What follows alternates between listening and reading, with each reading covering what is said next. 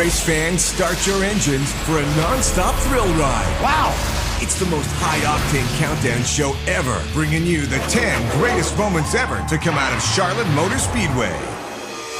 The controversy is far from over. From Wonder Boy's first ever win, the greatest day of my life, to Jimmie driving like Superman. 3 in a row, Jimmie Johnson! From Casey's helpful fans, I'd vote for him. to Earnhardt bending the rules. We just got to try to win the race. I think we can still win it. From one hot night Finish to the king getting busted. We've only won 199 times. We're gonna rank them all, but only one can be number one. Guarantee you no one saw that coming. This is more than just a race to the finish line. I did the best kid, man. It's a journey through time. Buckle up and hang on. It's the 10 greatest Charlotte moments. This is number 10. Checkers are out, and it is Jeff Gordon victorious at the Charlotte Motor Speedway. Well, I don't think America was ready for what they were in for.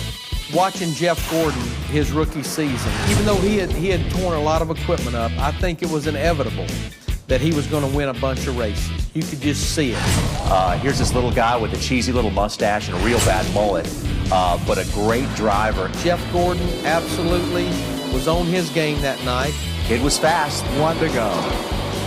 Jeff Gordon along, with Ray Evernham. I mean, they made all the right calls that day. Checkers are out, and it is Jeff Gordon victorious at the Charlotte Motor Speedway. I think everybody was just really excited for him because he had taken so much abuse in his rookie season. Boy, this is a moment.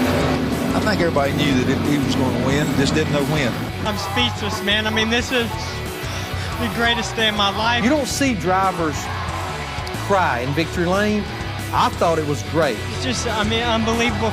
He earned it the hard way. And I think, again, it kind of put him on the right track for the stardom that he eventually, gained because of that one win in Charlotte and being in the backyard of Rick Hendrick. Number 9. Kurt Busch wins the Sprint All-Star Race. Kurt Busch wins the Coca-Cola 600. Kurt Busch rocked Charlotte in May of 2010. 2010, the Charlotte sweep was awesome for our team. The atmosphere at the All-Star race is just electric. It's awesome as a driver because you don't have to think about points. You're just going all out. We talk about Charlotte all the time. It's a very difficult racetrack. It's very challenging. It's ever-changing.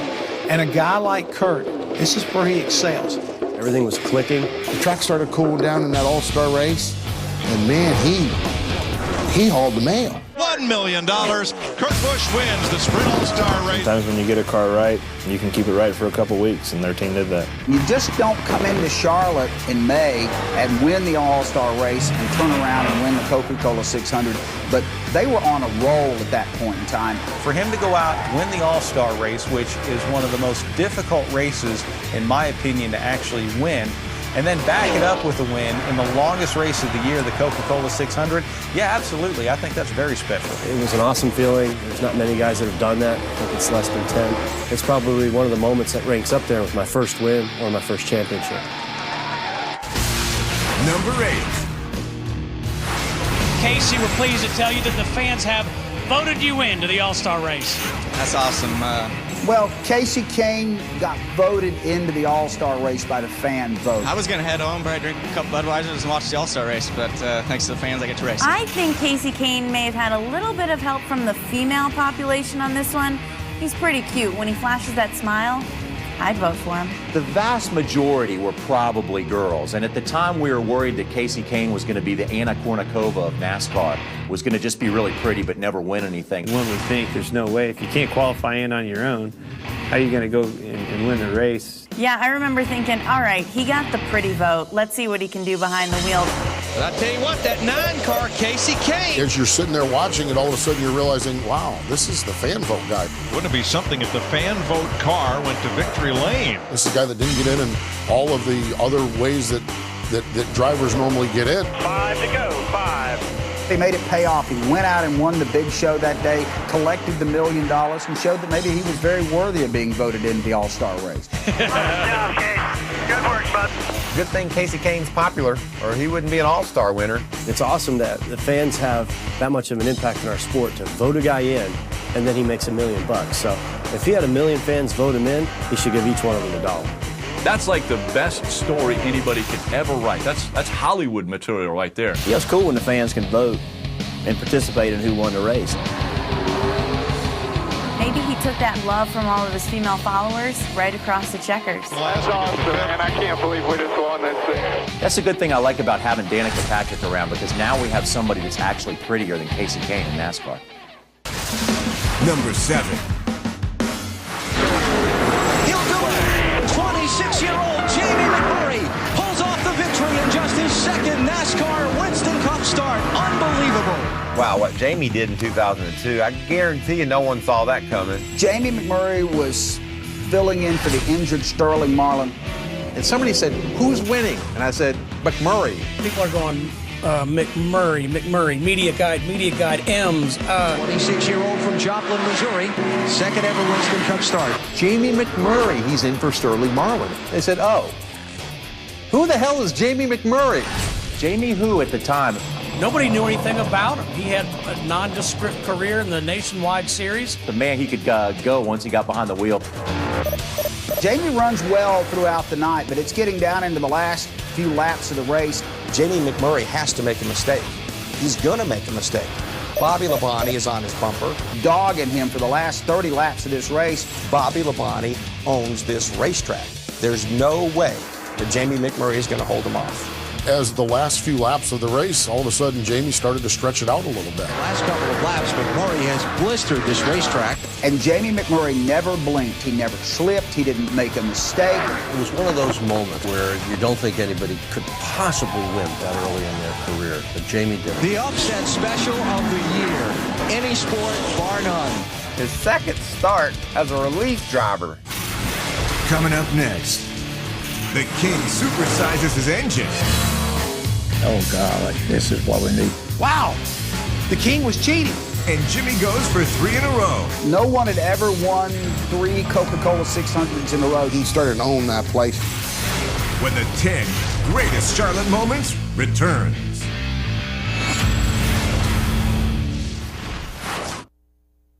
Welcome back to the 10 greatest Charlotte moments. Charlotte's so special because it's the epicenter of NASCAR. Charlotte Motor Speedway is home field for every team in NASCAR. At the end of the day, it's everybody's backyard. You play better in front of your hometown crowd. You feel the history right when you roll through the tunnel. The racing's fantastic. It's a fast track. It has character. When you think of the biggest moments in NASCAR, it seems like the vast majority of them have happened at Charlotte Motor Speedway.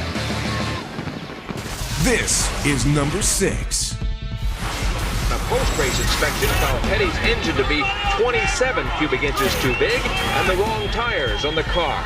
Most people say it in jest. If you're not cheating, you're not trying. With 23 laps to go, Petty blew Waltrip's doors off coming out of turn 2. Hey, we can sneak by here and put left side tires on the right side. The left sides were a softer compound. They stuck a little bit better. Well, out of nowhere came Richard Petty in car 43. The guys that put the tires on the car, the crew chiefs that made the call, they didn't realize we had a big engine. Richard is clueless on all of it. The car was really working good. I didn't say, okay, they finally got the thing set up right. It was a big boy. I think it was a big Mac Daddy engine they had in there. Richard's crew's math was off by a little. Post-race inspection, they put that car behind a wall and shut the door. We go up in the winner's circle, and they come up there and said, hey, man, you got left side tires on the right side. And I said, oh, golly, this is what we need. And then all of a sudden, they said, okay, your brother got a little bit bigger engine in this car than what we're supposed to have, too. So, all heck broke loose on that deal. Wow, the King was cheating. We're going to get a chance to win this race. At the moment, the victory belongs to Petty. He still got the win. Petty chalked up his 198th career victory in the Miller 500. And they gave the King the win. They took a lot of it away. They penalized him and they fined him and all this stuff. NASCAR fined Petty $35,000 and 104 points. They took all my money and all my points and give me credit for the win. How can a guy be illegal with an oversized engine and you give the guy the trophy when your last name is Petty? They really couldn't take the race away from me because the second place car wasn't there for them to inspect. Well, the second place car was the 11 car of Junior Johnson's and Darrell's and those guys. Darrell Waltrip was absolutely livid that he doesn't get the win. Junior had that car put on a truck. It was out of the tunnel before most of the cars got to the pit area. They made us load up and get out of there. You know, somebody said you tried to put the blame on us that we had a big engine. That's a bunch of crap. The controversy is far from over. And as far as I'm concerned, that's wrong. You've only won 199 times. Number 5. He's not going to be able to do it, I don't think. They're side by side. Here he comes, Jimmie Johnson. 2005 Coca-Cola 600, Mr. Lowe's Motor Speedway. 48 car, he did it. 3 in a row, Jimmie Johnson. Jimmie Johnson wins his 3rd consecutive. Jimmie Johnson went on a tear there at Charlotte for a while that whenever they dropped the green flag, you knew he was going to be in victory lane. 4 laps, buddy, 34. No one had ever won 3 Coca-Cola 600s in a row. That race is tough. The Coca-Cola 600, it's a long race. It takes a lot to keep your car going between, you know, the starting when the sun's up to the sun's down. The 600's a long day. It's 4 hours, and we're coming down to it, and it looks like Bobby Labonte's going to win the 600 again. For the win right here. That was on the old surface, too, and the track was really quirky. Boy, Jimmie Johnson just driving down there to 3 and 4. Pressure tires to the high side. Real rough surface, abrasive surface. Bobby Labonte is ahead of Jimmie, and Bobby Labonte really, really, really wanted to win that race. That was a hell of a finish. I was watching that thing, and Bobby had one shot with it. Jimmie comes off of turn 4. He gets the run on Bobby, beats him by about half a car length. Johnson nips him by just inches to get it 3 in a row. The mental picture in my mind that I have of that night is not Jimmie Johnson winning, is a Bobby Labonte getting out of his car on pit road, looking at it, and just kicks the door of it. He kicked the side of his car. He knew he had a golden opportunity to beat Jimmie Johnson and let it slip away.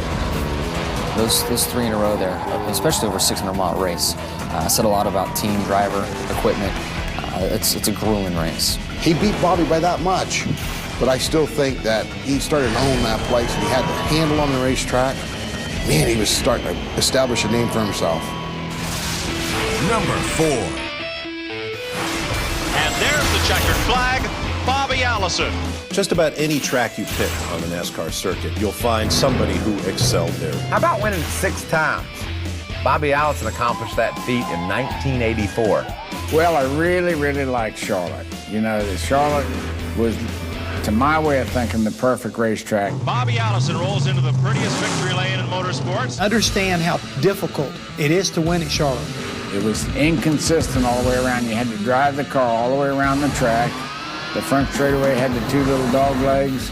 The back straightaway was long and straight like a lot of big tracks are. Into that little dog-leg turn and head for turn 1, and they are still 2 It didn't matter which car he was in, what manufacturer, what team he was racing for. Allison always had a way to get around Charlotte Motor Speedway, and his mastery is still pretty much unsurpassed there. For Bobby Allison to be able to win there 6 times, well, it shows how precise, how determined, and at the same time, how smooth this driver really is. It's amazing how a driver can develop an affinity for a racetrack. How many mile-and-a-half ovals are there on the NASCAR circuit? But everyone is very different, and Charlotte was Bobby's racetrack. Next, number 3, roaring back.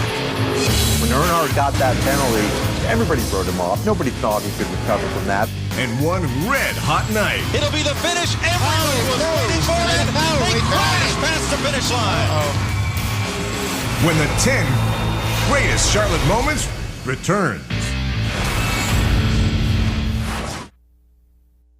Welcome back to the 10 greatest Charlotte moments. This is number 3. Back to the line. Comes Earnhardt to win it. What a program for that program Chevy. I thought in that race, Earnhardt showed me one of his greatest pieces of driving ever. Probably one of Dale Earnhardt's finest hours because, again, right in his backyard, winning at Charlotte was always important to him. But that particular day, it was almost like Dale was mad at the world. I think he had a penalty for too many men over the wall, and then he had a couple of other penalties. They're going to give Earnhardt a 15-second penalty for coming down pit road too fast. If you put somebody in front of Dale Earnhardt, he would figure out a way to hunt you down, chase you down, and go right past you. Oh, Oh, Greg Sachs getting tagged. Everybody knew that Earnhardt spun Sachs on purpose. Dale talking to Richard Childress on the radio. I didn't touch him. I didn't touch him. I didn't do anything. Well, he just said that rough driving. Imagine that, Dale Earnhardt getting penalized for rough driving. Dale Earnhardt getting penalized for rough driving is like Shaquille O'Neal getting penalized for dunking. Earnhardt never did anything in that race car that he didn't mean to do. And what can you say? We just got to try to win the race. I think we'll still win it. Are you a lap down? Yeah. They penalized him, put him a lap down. When Earnhardt got that penalty, everybody wrote him off. Nobody thought he could recover from that, but, you know, Dale Earnhardt wasn't just anybody. Well, if anybody was ever going to be able to overcome that laundry list of penalties and setbacks and problems, it had to be Dale Earnhardt. Here comes Earnhardt getting into it. You penalized me 3 times. I'm going to win this race. I think all NASCAR had to do to make sure that Earnhardt was going to win a race was to give him a bad time. The guy never quit. Until I see the checkered flag, there's still a chance to come back to win this thing. 1 to go. White flag is down. He got the lap back and then drove on and won the Coca-Cola 600 that day. Winner of the Coca-Cola 600 on the way out of the car.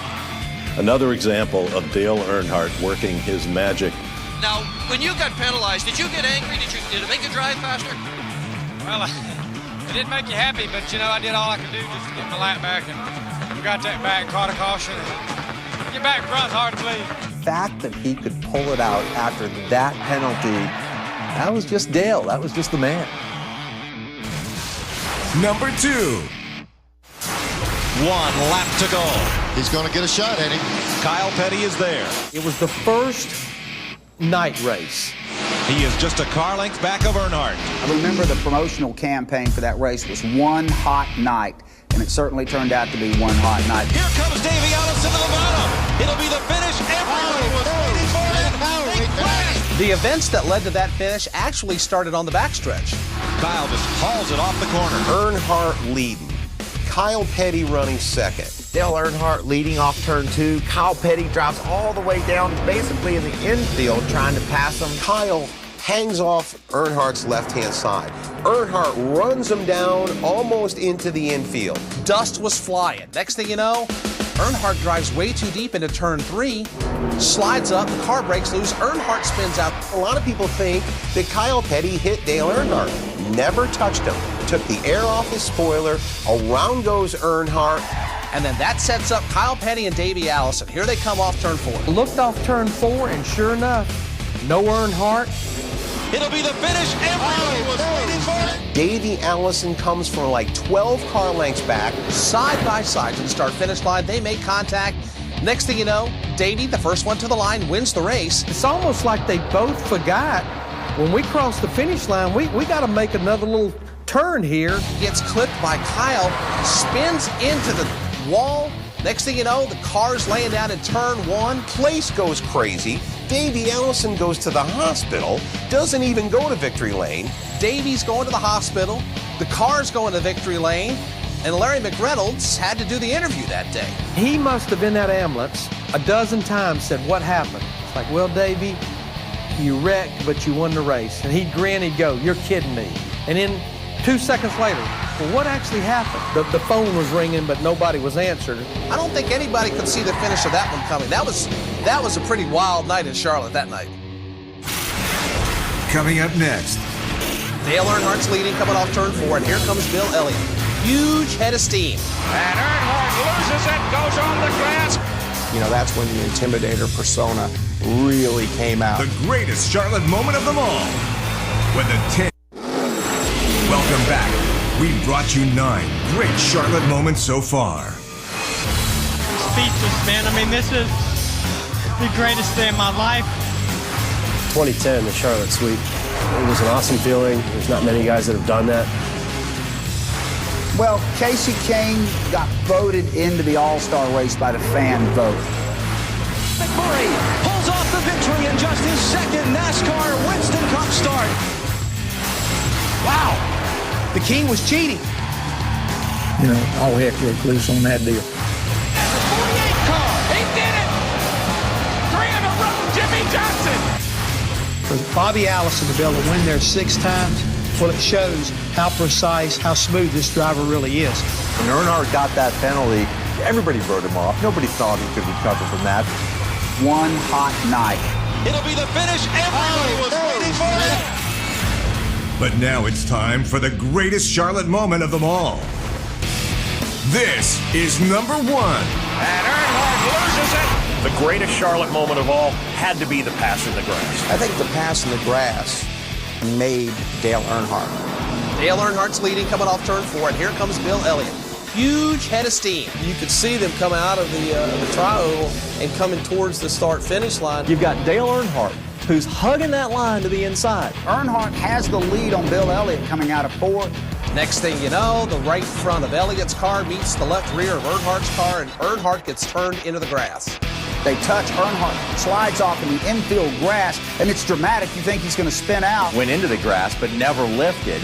Comes back on the racetrack, keeps the car intact, and keeps the lead. And Earnhardt still got the lead. Incredible. I can't believe he just did that. I can't believe he had the guts to do that. I just held on to her. I did the best I could with it. If you leave out the part about running 200 miles an hour through the grass for 150 yards, it really wasn't all that spectacular.